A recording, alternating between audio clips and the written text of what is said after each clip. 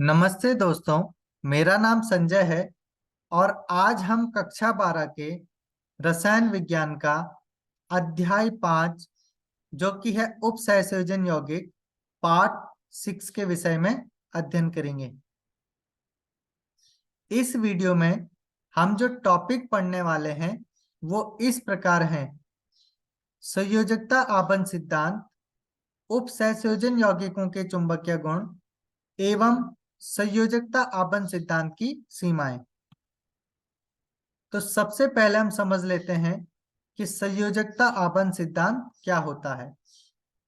इस सिद्धांत के अनुसार लिगेंडों के प्रभाव में धातु परमाणु अथवा आयन अपने N-1d NsNp अथवा NsNp-Nd कक्षकों का उपयोग संकरण के लिए कर सकता है, जिससे विभिन्न ज्यामितियों जैसे अष्टफलकीय, चतुष्फलकीय, वर्ग समतल्य आदि के समकक्ष कक्षक उपलब्ध हो सकें। ये संकरित कक्षक उन लिगेंड कक्षकों के साथ अतिव्यापन करते हैं जो अपना इलेक्ट्रॉन युग्ल आबंधन के लिए इन्हें दान करते हैं।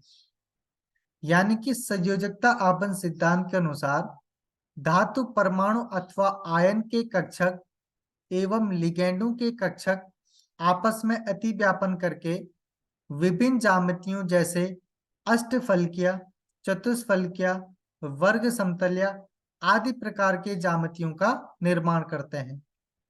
इसे निम्न उदाहरणों द्वारा स्पष्ट किया गया है। तो कक्षकों की संख्या तथा संकरणों के प्रकार।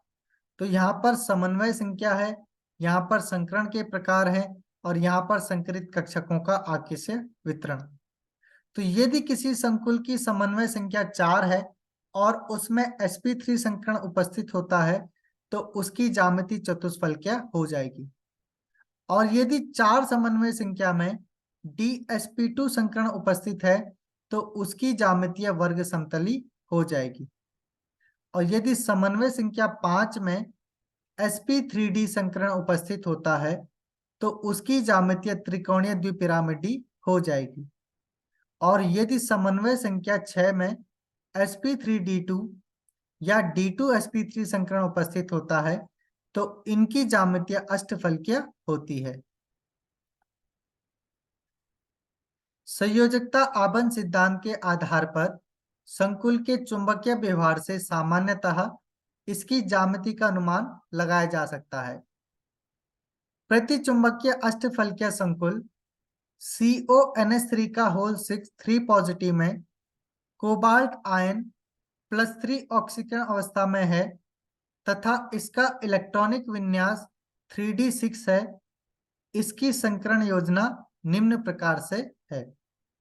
तो यहाँ पर जो संकुल उपस्थित है CONH3 का होल 3 पॉजिटिव, तो यहाँ पर CO यानी कि कोबाल्ट की जो ऑक्सीकरण अवस्था है वो +3 ऑक्सीकरण अवस्था है और इसके अतिरिक्त इसका संयोजकता कोष का इलेक्ट्रॉनिक विन्यास 3d6 है।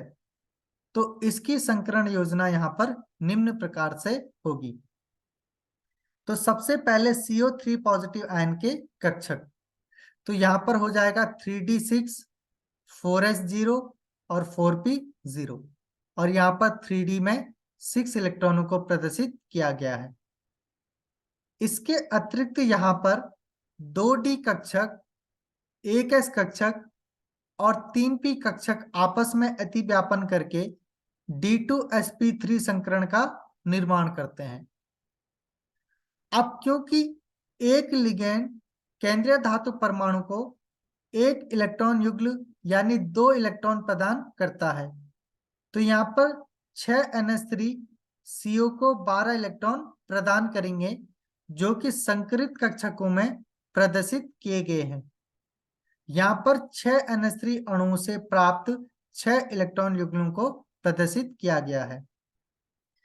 अब क्योंकि यहाँ पर एक भी अयुग्मित इलेक्ट्रॉन नहीं है, इसी कारण CONH3 का होल 3 पॉजिटिव का जो चुंबकीय व्यवहार होगा वो प्रतिचुंबकीय प्रकृति का होगा और इसके अतिरिक्त इसमें D2sp3 संकरण के कारण इसकी जो ज्यामिति हो जाएगी वो अष्टफलकीय हो जाएगी। 6 NH3 अणुओं से प्रत्येक का एक इलेक्ट्रॉन युग्म 6 संकरित कक्षकों में स्थान ग्रहण करता है। इस प्रकार संकुल की ज्यामितीय अष्टफलकीय है तथा अयुग्मित इलेक्ट्रॉनों की अनुपस्थिति के कारण यह प्रतिचुंबकीय है। इस संकुल के निर्माण के लिए संकरण में आंतरिक डी कक्षक प्रयुक्त होते हैं। तो संकुल CONH3 का होल 6 पॉजिटिव आंतरिक कक्षक संकुल या निम्न प्रचक्रण संकुल या प्रचक्रण युग्मित संकुल कहलाता है। यानी कि जिन संकरण में आंतरिक कक्षक भाग लेते हैं उन संकरण को हम आंतरिक कक्षक संकुल या प्रचक्रण युग्मित संकुल या निम्न प्रचक्रण संकुल कहते हैं।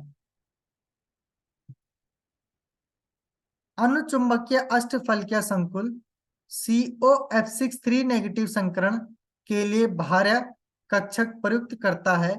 इसलिए यह बाह्य कक्षक या उच्च प्रचक्रण या प्रचक्रण मुक्त संकुल कहलाता है।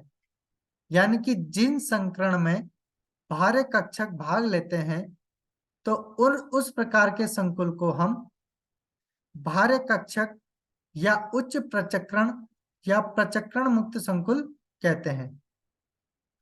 तो यहाँ पर COF6 नेगेटिव में CO की ऑक्सीकरण संख्या यहाँ पर +3 है और इससे इसके अतिरिक्त CO का संयोजकता कोष का इलेक्ट्रॉनिक विन्यास 3d6 है। तो CO3 पॉजिटिव आयन के कक्षक यहाँ पर होंगे 3d6, 4s0, 4p0 और 4d0। अब यहाँ पर 1s कक्षक, 3p कक्षक और 2d कक्षक आपस में अतिव्यापन करके sp3d2 संकरण का निर्माण करते हैं। अब क्योंकि यहाँ पर 6 लिगेंड उपस्थित हैं और एक लिगेंड केंद्रीय धातु परमाणु को 2 इलेक्ट्रॉन देता है, तो यहाँ पर 6 लिगेंड CO को 12 इलेक्ट्रॉन प्रदान करेंगे, जो कि संकरित कक्षकों में इस प्रकार से प्रदर्शित किया गया है कि 6 F नेगेटिव आयनों से 6 इलेक्ट्रॉन युग्म को यहाँ पर प्रदर्शित किया गया है। अब क्योंकि इस संकुल में यहाँ पर 4 अयुग्मित इलेक्ट्रॉन उपस्थित है, इसी कारण यह संकुल अनुचुंबकीय प्रकृति का होगा और इसके अतिरिक्त यहाँ पर इसमें sp3d2 संकरण उपस्थित है, इसी कारण यह अष्टफलकीय ज्यामिति का होगा। चतुष्फलकीय संकुलों में एक S तथा 3p कक्षक के संकरण से 4 समतुल्य कक्षक बनते हैं जो चतुष्फलकीय रूप से अभिविन्यासित होते हैं। NiCl4 2 नेगेटिव के लिए यहाँ निकेल +2 ऑक्सीकरण अवस्था में है तथा आयन का इलेक्ट्रॉनिक विन्यास 3d8 है। तो यहाँ पर NiCl4 2 नेगेटिव में Na की ऑक्सीकरण अवस्था +2 है और इसके अतिरिक्त Na का संयोजकता कोष का जो इलेक्ट्रॉनिक विन्यास है वो 3d8 है। तो यहाँ पर Ni2 पॉजिटिव आयन के कक्षक होंगे 3d8, 4s0 एवं 4p0 और यहाँ पर 3d में 8 इलेक्ट्रॉनों को प्रदर्शित किया गया है। यहाँ पर 1s कक्षक और 3p कक्षक आपस में अतिव्यापन करके sp3 संकरण का निर्माण करते हैं। अब क्योंकि यहाँ पर 4 लिगेंड उपस्थित हैं तो वो केंद्रीय धातु परमाणु Ni को 8 इलेक्ट्रॉन प्रदान करेंगे, जो कि संकरित कक्षकों में प्रदर्शित किए गए हैं 4 Cl नेगेटिव से इलेक्ट्रॉनों के 4 युगलों को यहाँ पर प्रदर्शित किया गया है। अब क्योंकि इस संकुल में 2 अयुग्मित इलेक्ट्रॉन उपस्थित है, इसी कारण यह संकुल अनुचुंबकीय प्रकृति का होगा और इसके अतिरिक्त यहाँ पर sp3 संकरण उपस्थित है, इसी कारण यह चतुष्फलकीय ज्यामिति का होगा। वर्ग समतलीय संकुल में dsp2 संकरण पाया जाता है। NiCN4 2 नेगेटिव इसका एक उदाहरण है। यहाँ निकेल +2 ऑक्सीकरण अवस्था में है तथा इसका इलेक्ट्रॉनिक विन्यास 3d8 है। इसकी संकरण योजना निम्न है। तो NiCN4 2 नेगेटिव में Na +2 ऑक्सीकरण अवस्था प्रदर्शित कर रहा है और इसका संयोजकता कोष का इलेक्ट्रॉनिक विन्यास 3D8 है। तो सबसे पहले Ni2 पॉजिटिव आयन के कक्षक होंगे 3D8, 4s0 एवं 4p0, जो कि 3D पे यहाँ पर 8 इलेक्ट्रॉनों को प्रदर्शित किया गया है। अब यहाँ पर 1d कक्षक, 1s कक्षक और 2p कक्षक आपस में मिलकर dsp2 संकरण का निर्माण करते हैं। अब क्योंकि यहाँ पर 4 लिगेंड उपस्थित हैं, तो वो Ni को 8 इलेक्ट्रॉन प्रदान करेंगे, जो कि संकरित कक्षकों में यहाँ पर प्रदर्शित किए गए हैं। 4CN समूह से प्राप्त इलेक्ट्रॉन के 4 युग्ल। अब क्योंकि यहाँ इस संकुल में एक भी अयुग्मित इलेक्ट्रॉन उपस्थित नहीं है, इसी कारण यह संकुल प्रतिचुंबकीय प्रकृति का होगा। और क्योंकि यहाँ पर dsp2 संकरण उपस्थित है, इसी कारण यह संकुल वर्ग समतलीय ज्यामिति का होगा। अब हम समझते हैं उपसहसंयोजन यौगिकों के चुंबकीय गुण। उपसहसंयोजन यौगिकों के चुंबकीय आघूर्ण का मापन चुंबकीय प्रवृत्ति के प्रयोगों द्वारा किया जा सकता है।